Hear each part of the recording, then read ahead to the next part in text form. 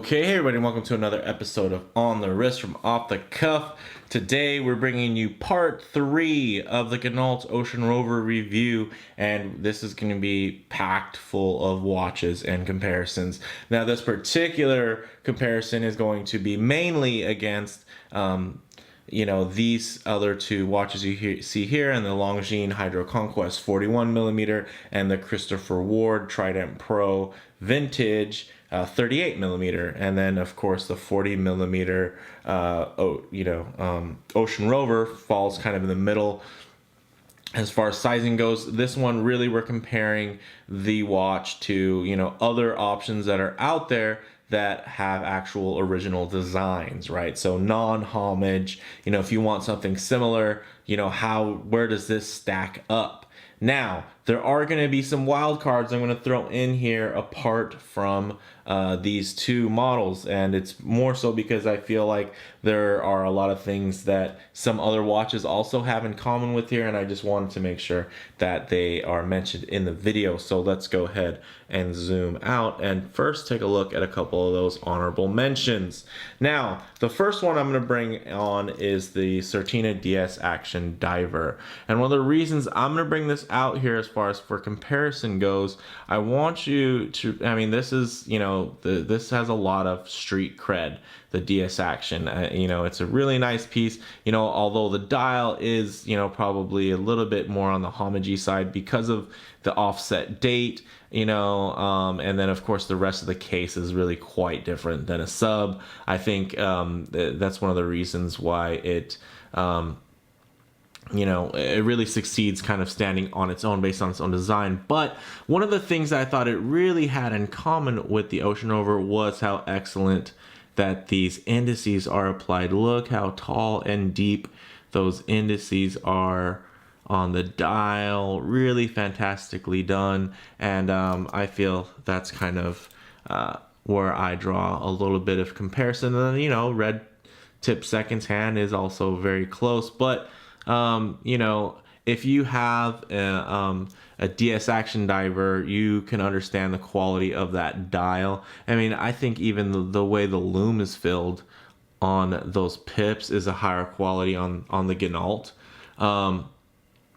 As you can see here, it's a little bit more inconsistent as far as the way they're filled on these pips on the Certina versus on the Ginault. The Ginault, it's just really evenly placed and kind of filled in there, I think, really nicely. So that's definitely a comparison to be had there. And hey, while we're here, why not do this really quick and see what the lume gods have to say. So as you can see, pretty comparable lume, but I think it's very clear that the Ocean Rover actually is much brighter, although the DS Action Diver does have some charm with that partially lumed bezel insert. Very cool, but yeah, I just wanted to definitely bring that on. So honorable mention there. Now, let's get another honorable mention in here. I think as far as this crystal goes with that boxed sapphire and really kind of that general aesthetic here, as far as the retro vintage style, I think this Raven here really does a great job. The Trekker 40, I feel like it has more of the kind of big crown, of course, look to it, but at the same time, it definitely fulfills that same kind of black and steel, tool watch with style, purpose there. And the sapphire is, has a similar dome to it. But again, now look, I praised this box sapphire and I still do really love it, but look at it at angle, the Ginault. Now look at this guy at angle. Do you see the distortion, right? This is a nicely done. This is an impressive boxed sapphire, but there's distortion there. This one, no distortion. Again, it's just those little details that set it apart. And then of course this is a Miyota. The Certina also had a 2824. This has a 2824 clone. but you know, and a really well running one, might I add, really within COSC standards. But you know, the 9015 that is in this Raven, also fantastic, and also a great option. You know, again, more original design versus, you know, clear homage to the Rolex. Now, another one I want to kind of honorably mention in here is the also ETA 2824 powered is the Helson Shark Diver. Now, I'm not going to get, again, these ones are kind of honorable mentions. I'm not going to get too much into the comparisons, but I think where really these two have things in common is that, you know, on the tool watch side, and really kind of on the, if you're shopping for a Submariner beater, right? If you have a sub and you want to keep it in great condition because you're not ultra rich and the sub was kind of your, you know, I've made it piece, you probably don't want to wear that every day and ding it up and beat it up.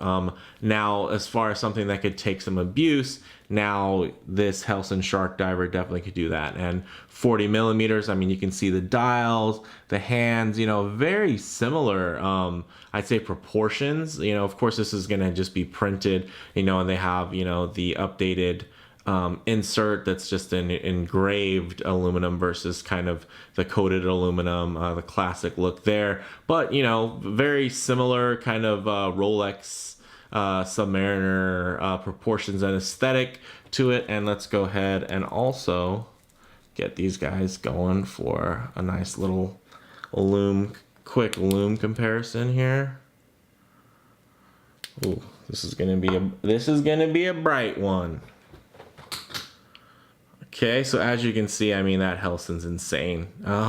There's really not a watch out there that's gonna really fare well, besides maybe an Armida, which comes out of the same factory and uses the same super intense C3 lume. But you know, I'd say the Ginault is definitely giving it a run for its money. So still very bright lume. You know what? That reminds me, actually, before we get too far on, let's go ahead and also get a little lume comparison with the Raven. A little unfair, sorry. Kind of skip that bad boy there. BGW9 on this guy. Really nice, well defined. I mean, there's a lot more lumed surfaces, you know, as far as, because the, you know, fully lumed bezel insert, you know, really great piece, really stand out. I think they're both pretty close as far as lume goes. Maybe even a slight edge going to the Raven. So really, really nicely done, as you can see, and also kind of within that vintage realm. Now, I will be kind of comparing and doing a, you know, my picks for micro brands video comparison kind of in the future. So definitely keep an eye out for that, and you'll see, again, you know, if you look through my channel, I have actually reviews for all those models. But let's get to kind of brass tacks here. Now, let's start off with the classic Longines HydroConquest. Really beautiful piece. This comes in two sizes, a 39 millimeter and a 41 millimeter, and it is just, you know, one of those classic recommendations as far as, hey, what is going to be my first kind of $1,000 legit watch? You know, I want to have a legit watch. One that I can be proud to wear, whether I walk into a watch store or, you know, I walk into a party. So the HydroConquest is one that comes highly recommended. You'll see this particular model is now discontinued. They did a short run where these were going to replace the original model, but were phased out. I'm not sure, they just weren't quite as popular. The good news is that they're collectible now, and I have one. So that's kind of a nice little fact that these are starting to go up in value. But one of the nice things about this versus the original HydroConquest is that this has a tapering bracelet, tapers down from 22 millimeters down to a 20 millimeter clasp, and also the bezel of, the bezel, the design, the insert's a little bit different. It matches, of course, with the aesthetic on the dial, but the movement is actually different. Instead of having a 28-24, this guy has a 2892, which is just a higher grade movement, more accurate, and just a really nice piece. Out of all the ones you're going to see today, this is, the highest spec wise as far as the movement goes. I mean, with the Ginault, definitely giving it a run for its money accuracy wise. As far as fit and finish and everything goes, the movement that's inside this Longines, the caliber is just fantastic. So, size wise, the 41 millimeter, although, really only a millimeter difference, which is just half a millimeter on each side, as you can see, because of these wider lugs, it definitely wears wider. And, the end links. Now, the other comparison before you saw, we were comparing the end links, to the DeVoe Sir and the Squall. Now you're really putting it up against some tough competition. I mean, look at the end link fitment on the HydroConquest. Just glorious. I mean, that thing is just tight, great tolerances, really, really well executed. And then, of course, still super impressed with the Ocean Rover, but, fit and finish wise, you're going to see a lot of the same tolerances and tightness here. One of the nice things, though, that I think the Ocean Rover shines is the broken edges, as in that they're not sharp. There's basically a micro bevel, right? This polishing here, then there's like a micro bevel on that edge that gives it a nice round feeling. Now, you don't actually have that here. It's just more rounded through the polishing. I wouldn't say rounded through a lack of precision, but it definitely doesn't have that extra little detail. But as far as, you want something very Submariner-like, but you don't want it to actually look like a Submariner necessarily, I think this is very clearly not a sub, and it's still very nice and still gives you that similar aesthetic for much less money, but then now we look at the clasp, we all know this guy's got a glide lock, but this one here, very, very basic. Diver's extension, that's nice, but again, very basic. This would actually still compares really well to, a more vintage, an 80s Submariner, but, it's compared to today's with all the bells and whistles and modern upgrades, not quite as much. And it definitely doesn't taper quite as much, although it does taper, which is nice. The Lume is really, the short. Maybe that's why they discontinued this guy, because the Lume is a pretty huge shortcoming on here. Check it out.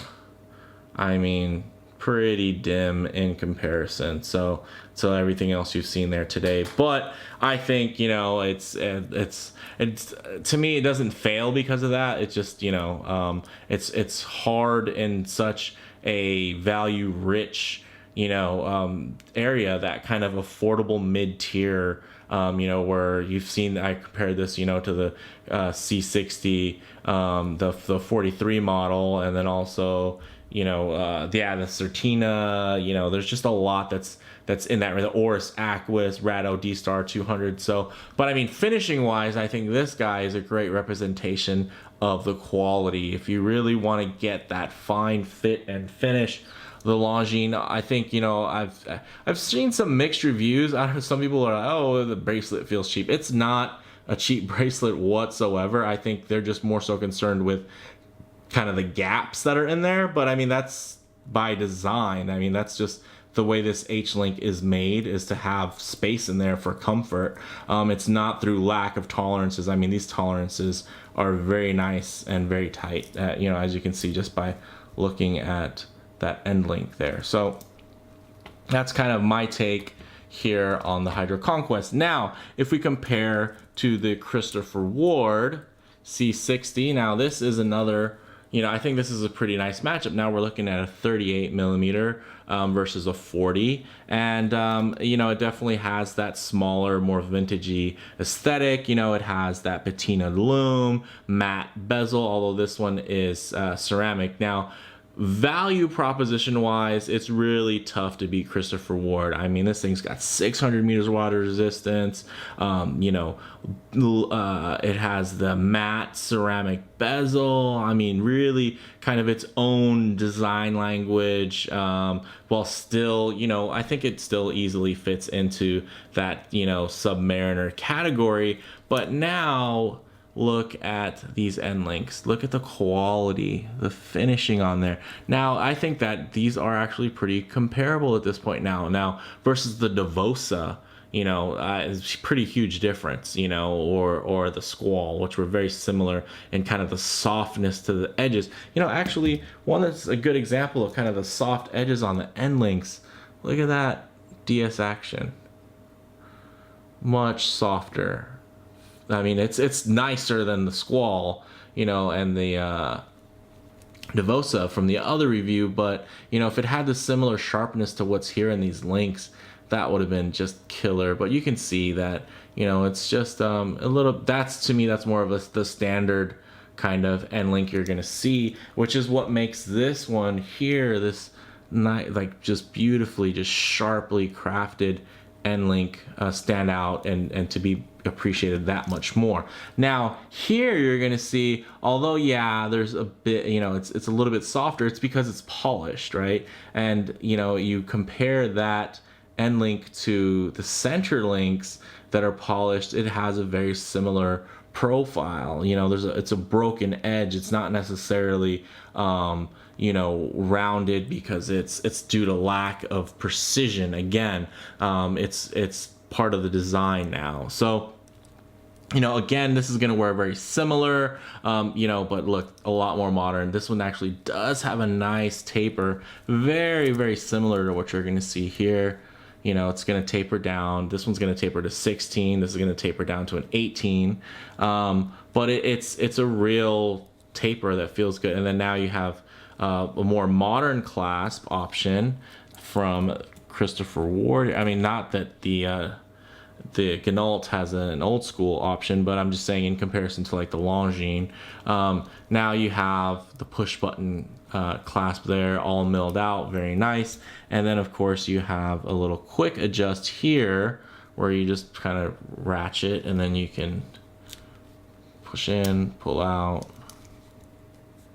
and push it back in however many clicks until it is comfortable for you. So I think that is just something that is very comparable. And then the pricing of Christopher Ward is insane, right? They can sell these at their retail price, you know, all day long, and then they have crazy sales where you'll see these go for like $300, $200, because they're clearing them out to get more new models out there, and it's pretty cool. But again, you know, specs wise, this thing is just so value rich, it's nuts. But you know, again, I think it's in a similar realm, but more of an original piece, right? So you're gonna wear this, and somebody from afar might think it's some type of Submariner, you know, or Rolex. But I think when they see it closer, they'll definitely know very quickly that this has its own personality completely. So, you know, basically, if you want something more original, you know, you have a lot of options out there. You know, you have if you want those really great indices applied, you know, you'll see something like the DS Action Diver, really nice. If you want something, you know, kind of a beater Submariner that doesn't look like a Submariner necessarily, bam, you know, another kind of original offering. You want something that's really kind of in that vintage, you know, kind of line, then yeah, you know, there's also, you have this great Raven piece here. Then the Ginault Ocean Rover, I think, you know, if you like the way this watch looks, you should get it, because there's no other reason not to. I mean, just if you're upset about the looks, then this isn't for you. But the quality, the craftsmanship, I mean, this thing, I just compared it to all these other guys, and you know, really, there's just, just outshines them in so many ways, so many little nuances. At the same time, some things just slap you in the face. The quality is just so there. So I mean, that's another option. And actually, I guess one more watch that I should pull into the fray is actually a very recent offering from Ginault in its line here, ever expanding line. They actually did a few production, I guess they released them for sale, and they were prototypes. So this particular prototype is the date model with the C1 lume. So now no more vintage patina, but I mean, I just thought it would be nice to pull this out because a lot of these other models, well, pretty much all of them all have dates except for this guy's a no date. So you know, be prepared to see also, you know, a couple of comparisons go out there and kind of video reviews. I definitely won't have to get as far as in depth to the actual production Ocean Rover for this prototype. But you know, they released some, like, I don't know, they're making or have already produced like a limited number of like 30 or so of these, and then there's another one that doesn't have the Cyclops. It has this type of crystal and also the sand lume with the patina kind of tones on it. But this guy here is just C1, and I think it looks just absolutely fantastic. And you know, so just keep an eye out for that. Let me actually, why don't we lume this guy up here really quick? As you can see, still very nice. Give you a sneak peek before I do the full review on this guy. Really nicely done. As a matter of fact, while we have all these fine watches down there, I guess one thing I could do is maybe zoom in a bit. Actually, I guess I have to try to move some of these up a little bit, then zoom in. Oh, too high. All live. I don't worry about all the crazy editing. All right, so let's do this. Let's charge these guys up and get one big lume shot, lume off here. And just to give you guys an idea of what you're working with, should you be so bold to purchase any of these watches. Now, I mean, as you can see, again, the Helson, insane.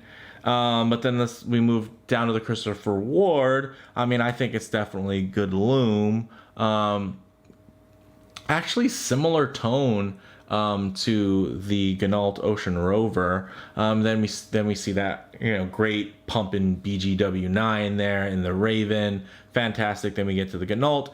You know, it's not quite as pure and bright as that C3, but again, it does have that kind of vintageized patina.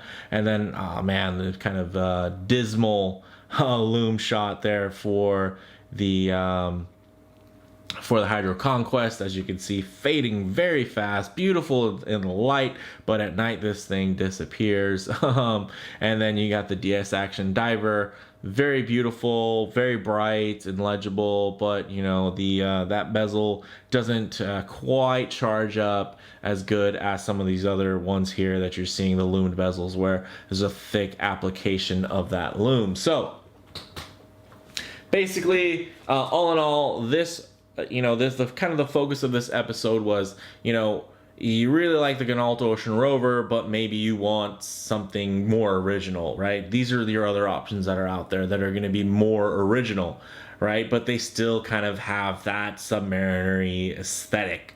Now, out of all these, you know, how do I think the Ocean Rover stacks up? I think fit and finish wise, you know, it's right at the top of the pile. Of course, you know, design wise, it's a classic design. It's, you know, pretty much blueprinted from the Rolex, you know, the very classic 16610 Submariner.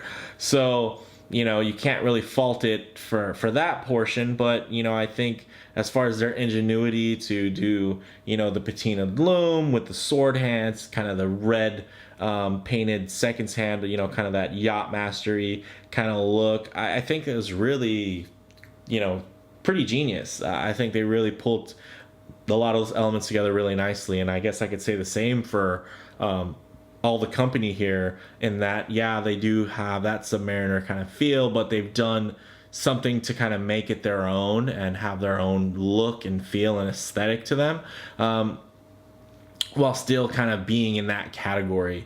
So I think as far as kind of design goes, I think it's also right there up at the top. I mean, this thing is beautiful to look at.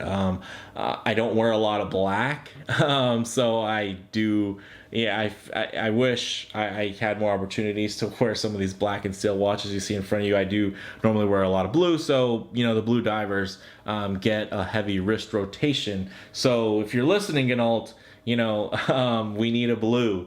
We need a blue snowflake homage. I think that's what the market is looking for right now. So, guys, stay tuned for the next installment of, you know, kind of part 4 we'll do for the Ginault Ocean Rover, which I'm just going to talk about kind of homages in general, kind of their place in the market, you know, value proposition, all that is kind of the, and that's kind of how I'm going to close on that. But this will be the final comparison video, and then I'll also, of course, we'll eventually get a video for this wonderful little date model here.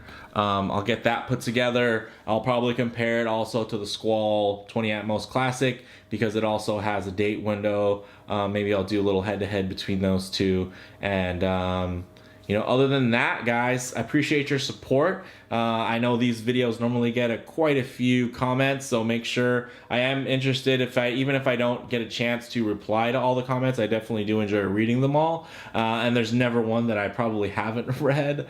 So definitely feel free to leave those out there. And then, you know, if you like the video, please hit like. And if you haven't already, go ahead and subscribe. Thanks, guys. Bye.